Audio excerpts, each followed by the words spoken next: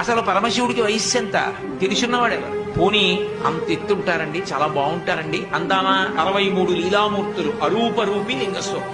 అసలు రూపం తెలియని వాడితో పెళ్లి ఏమిటమ్మా నీకు? పైగా కులం గోత్రం తెలుసుకోవాలా పెళ్ళంటే? కులం గోత్రం తెలుసుకుందామంటే తల్లి తండ్రి ఏది లోకంలో ఆయనకు పుట్టుకంటూ ఉంటే తల్లి తండ్రి. అటువంటి వాడు అమ్మా నీకెక్కడ దొరికాడు? అతనితో పెళ్లి ఏమిటి? ఇవన్నీ అలా వచ్చే పొద్దున్న పెళ్లి అయిందనుకో గృహప్రవేశం చేయించాలి అత్తవారింట్లో. ఎక్కడికి తీసుకెడతాడో తెలుసా? శ్మశానానికి తీసుకెడతాడు. అక్కడ మీ కాపరం ఉంటావా? ఏంటమ్మా ఆయనతో పెళ్లి అని ఊరుకోలేదు. ప్రత్యక్షం అయిపోయాడు అనుకో, ఆయన సొమ్మేం పోయింది, పెళ్లి చేసుకోమంటే సంతోషంగా చేసేసుకో. రేపు పొద్దున్న మీ తండ్రి అంత ఐశ్వర్యవంతుడు, మంచి పట్టుబట్టలు బంగారు పళ్ళెల్లో పెట్టి కట్టుకోవా ఎల్లుడు ఇస్తాడు. రక్తమోడిపోతున్నటువంటి ఏలుగు తోలు ఒకటి కట్టుకొని వస్తాడు పెళ్లిపేట్ల మీద. బాగుంటుందా?